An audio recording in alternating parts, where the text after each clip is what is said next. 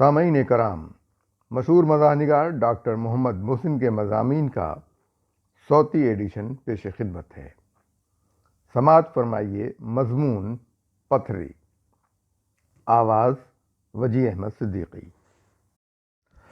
پہلی بار درد ہوا تو ہم نے کوئی اہمیت نہ دی، 2-4 گولیاں کھائیں، درد جاتا رہا، کلینک بھی جاتے رہے، بالکل بھلا دیا جیسے کچھ ہوا ہی نہ تھا۔ جب دوسری بار ہوا تو اس نے رکنے کا نام نہ لیا۔ ہر قسم کی دوا کھا کر دیکھی، ہر قسم کا انجیکشن لگوا کر دیکھا، درد کو رکنا تھا نہ رکا۔ درد کی شدت سے ماہی بے آب کی طرح تڑپتے تھے، کسی کل چین نہ آتا تھا، الٹیوں نے الگ نڈھال کر رکھا تھا۔ والدین سے ہماری تکلیف دیکھی نہ گئی، ایک سرجن کے پاس لے گئے، کافی دیر انتظار کے بعد نمبر آیا۔ سرجن صاحب نے دیکھتے ہی کہہ دیا، اپینڈکس کی تکلیف ہے، داخل کرا دیں، آپریشن ہوگا۔ آپریشن کی تیاریاں شروع ہو گئیں۔ درد پیٹ کے نچلے حصے میں دائیں طرف ہو اور مریض کا آپریشن نہ ہو، بھلا یہ کیسے ممکن ہے؟ شاید ہماری قسمت میں آپریشن کا ٹلنا لکھا تھا۔ ابھی آپریشن کی تیاریاں ہو رہی تھی کہ عیادت کے لیے ہمارے ایک عزیز چلے آئے، خود بھی سرجن تھے۔ آپریشن کا ذکر نکلا، پیٹ کو دبا دبا کر بھرکس نکال دیا اور کھڑے کھڑے فتویٰ صادر فرما دیا، اپینڈکس سے اس درد کا کوئی تعلق نہیں، بڑی آنت پر ورم ہے۔ وہاں سے ہمیں اپنے اسپتال منتقل کروایا، 2 دن علاج ہوتا رہا۔ اتفاقاً درد تھم گیا۔ سرجن صاحب اپنی تشخیص پر پھولے نہ سماتے تھے۔ تیسرے دن صحت مند قرار دے دیے گئے۔ مزے کی بات یہ کہ اس پورے عرصے میں کسی نے کوئی ٹیسٹ نہ کروایا، ہمیں بھی ٹیسٹ کی نہ سوجی، حالانکہ مریضوں کو معمولی بیماریوں پر نہ جانے کتنے ٹیسٹ لکھ دیتے ہیں۔ کئی مہینے گزر گئے، کوئی تکلیف نہ ہوئی۔ ایک دن پھر درد ہوا، لیکن زیادہ دیر نہ رہا، خود بخود رک گیا۔ نہ جانے کیوں دل میں خیال آیا کہ IVP کرا کے دیکھا جائے، کہیں کوئی پتھری تو نہیں۔ ایکس رے کرایا تو واقعی ایک چھوٹی سی پتھری نکلی جو مثانے اور پیشاب کی نالی کے سنگم پر پھنسی ہوئی تھی۔ اصل مرض کا علم ہوا تو پریشانی جاتی رہی۔ کوئی فکر تھی تو یہ کہ کس طرح سے اس پتھری کو نکلنا چاہیے۔ ہماری اس پتھری کا علم دوست، احباب، رشتہ داروں، مریضوں سبھی کو ہو گیا۔ عیادت کرنے والوں کا تانتا بن گیا۔ جو بھی آتا پتھری سے متعلق اپنے ذاتی تجربات اور علم کا تذکرہ کچھ اس انداز سے کرتا کہ ہمارے والدین ان کے تجربات سے فائدہ اٹھانے کے لیے بے چین ہو جاتے۔ محبت اور جنگ میں ہر بات جائز ہوتی ہے۔ ہمارے والدین ہم سے محبت کرتے تھے، اسی لیے ہم پر ہر تجربہ کرنے کو جائز سمجھتے تھے، چاہے اس میں معقولیت کا شائبہ تک نہ ہو۔ جس نے جو بتایا والدین نے ہم پر آزمایا۔ پیشہ طب پر ظلم ہوتا رہا، ہم فرما برداری کا مظاہرہ کرتے رہے۔ فرما برداری کا وہ دور یاد آتا ہے تو کلیجہ منہ کو آتا ہے۔ پتھری نکلنے تک ہم پر کیا بیتی ہم ہی جانتے ہیں، خدا یہ دن کسی کو نہ دکھلائے۔ ایک دن ایک رشتہ دار فرمانے لگے، سوسائٹی میں ایک پیر صاحب رہتے ہیں، ان کے پاس کسی بزرگ کا عطا کردہ نسخہ ہے، اس سے تیل بناتے ہیں، کسی کو دیتے نہیں، خود ہی ملتے ہیں، پیسے بھی نہیں لیتے، آپ انہیں میرے ساتھ بھیج دیں، پھر دیکھیں بزرگوں کی کرامت۔ والدین نے ہمیں ان کے حوالے کر دیا۔ فجر کی نماز کے فوراً بعد پہنچے۔ پیر صاحب کیا تھے، کلین شیو نوجوان، انتہائی باتونی، چہرے سے مکر و عیاری کے آثار عیاں تھے۔ گھر پر عیش و آرام کے سب سامان تھے۔ ایک کمرہ علاج کے لیے مخصوص کر رکھا تھا۔ ان کے ڈرائنگ روم میں پتھری کے 20 مریض لائن لگائے بیٹھے تھے۔ ہماری باری آئی۔ سب سے پہلے ہم سے یہ عہد لیا کہ ہم بڑے پیر کی فاتحہ دلائیں گے اور 2 بکروں کا صدقہ دیں گے۔ آپ چاہیں تو آپ کی طرف سے ہم بھی یہ کام کر سکتے ہیں، لیکن شرط یہ ہے کہ فراخ دلی سے کام لینا ہوگا۔ بکرے بے عیب اور صحت مند ہونا چاہیے۔ فاتحہ کے لیے کم از کم 5 کلو مٹھائی ہونا چاہیے۔ فاتحہ کے فوراً بعد غریبوں میں تقسیم کرنا ہوگی۔ ہمارے ساتھ جو صاحب تشریف لائے تھے خود ہی فرمانے لگے، حضور یہ کام تو بس آپ ہی کر دیں، ہو سکتا ہے ہم سے کوئی کوتاہی ہو جائے۔ اس نیک کام کے انہوں نے 3000 روپے وصول کر لیے۔ اس کے بعد اللہ شافی اللہ کافی کہہ کر ہماری کمر کی کسی تیل سے مالش کی۔ تھوڑے تھوڑے وقفے سے کچھ پڑھ کر پھونکتے بھی رہے۔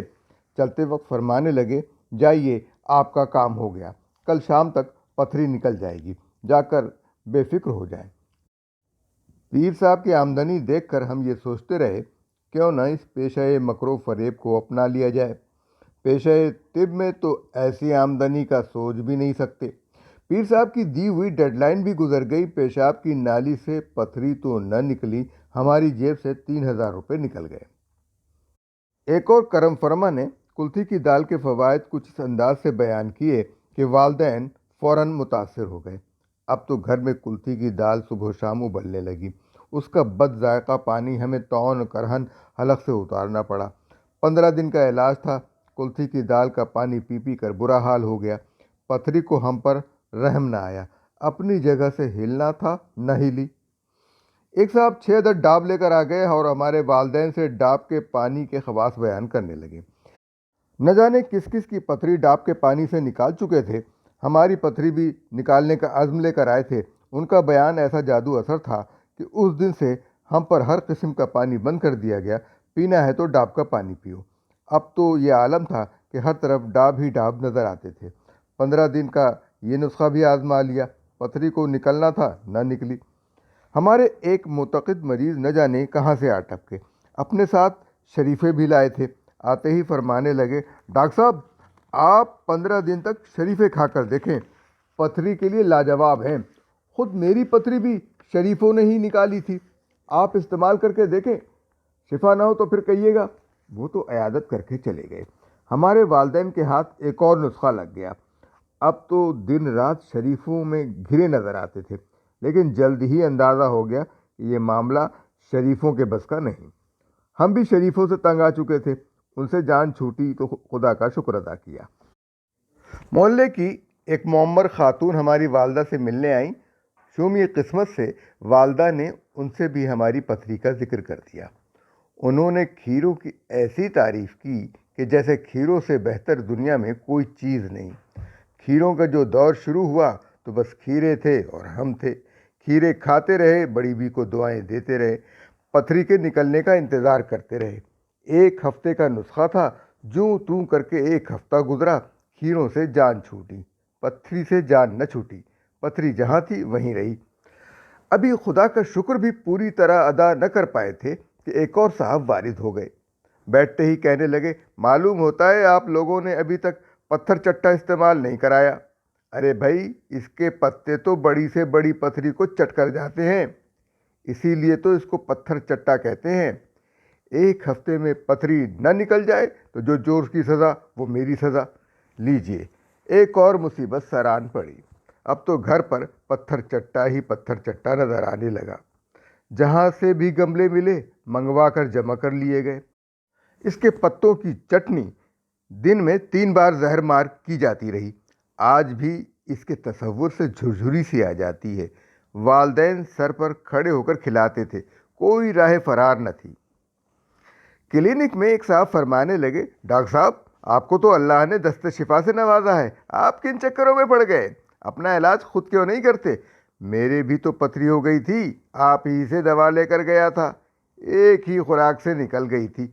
آخر آپ وہی دوا استعمال کیوں نہیں کرتے جس سے میری پتھری نکل گئی تھی؟ انہیں ٹالنے کے لیے کہہ دیا، وہ بھی استعمال کر کے دیکھ لیتے ہیں۔ اب ہم انہیں کیسے بتاتے کہ ان کی پتھری نکلنے میں ہماری دوا کا کوئی ہاتھ نہ تھا؟ پتھری نکلنا تھی، نکل گئی۔ سارے حربے آزما چکے تھے، اب صرف ہومیوپیتھک علاج رہ گیا تھا، اس کی آزمائش باقی تھی۔ شہر کے ایک مشہور ہومیوپیتھ جن کی بد دماغی اور حذاقی دونوں ہی مشہور تھے، ان سے رجوع کیا گیا۔ انہوں نے یہ سوچ کر کہ ایک ڈاکٹر ہتھے چڑھ گیا ہے، پہلے تو سب مریضوں کو مخاطب کر کے یہ بتایا، دیکھیے میرے پاس بڑے بڑے ڈاکٹر بھی علاج کرانے آتے ہیں۔ اس کے بعد اپنی حذاقی کا ذکر کچھ اس طرح کیا جیسے شفا دینا انہی کے ہاتھ میں ہو۔ میں نے فلاں MNA صاحب کی پتھری نکال دی، فلاں گلوکارہ کا کینسر صحیح کر دیا، فلاں پروفیسر صاحب کا برسوں پرانا زخم ٹھیک کر دیا، فلاں وزیر کا بھتیجا مر رہا تھا اسے بچا لیا، فلاں TV آرٹسٹ کی رسولی ٹھیک کر دی، فلاں موسیقار کا آپریشن رکوا دیا۔ خود ستائی کا یہ عالم تھا کہ بیان سے باہر ہے۔ 1 مہینے ان کا علاج بھی کر ڈالا۔ ان کی حذاقی ہمارے تو کچھ کام نہ آئی۔ ابن مریم ہوا کرے کوئی، میرے دکھ کی دوا کرے کوئی۔ کئی مہینے گزر گئے۔ والدین نے جتنے تجربات ہم پر کرنا تھے कर लिए। रफ्ता रफ्ता लोगों ने भी पूछना छोड़ दिया। अब हमें मुकम्मल आज़ादी थी, इलाज कराएं या न कराएं। हम दवाओं से नाउम्मीद होकर ऑपरेशन की प्लानिंग करने लगे। अभी प्लानिंग कर ही रहे थे कि एक दिन इंतहाई शदीद दर्द उठा और पेशाब के साथ एक छोटी सी पथरी खुद ब खुद निकल गई। ये जो आप छोटी सी शीशी में पथरी देख रहे हैं, ये वही पथरी है जिसने जीना हराम कर रखा था। जब भी इस पर नज़र पड़ती है, माजी की तल्ख यादें ताज़ा हो जाती हैं। वालदैन के आगे अपनी बेबसी के किस्से याद आ जाते हैं। हम चाहे कितना ही इल्म हासिल कर लें, कितने ही बड़े डॉक्टर बन जाएं, वालदैन के आगे हमारी नहीं चलने की। शायद आपको इसका तजर्बा न हो, हमें तो है।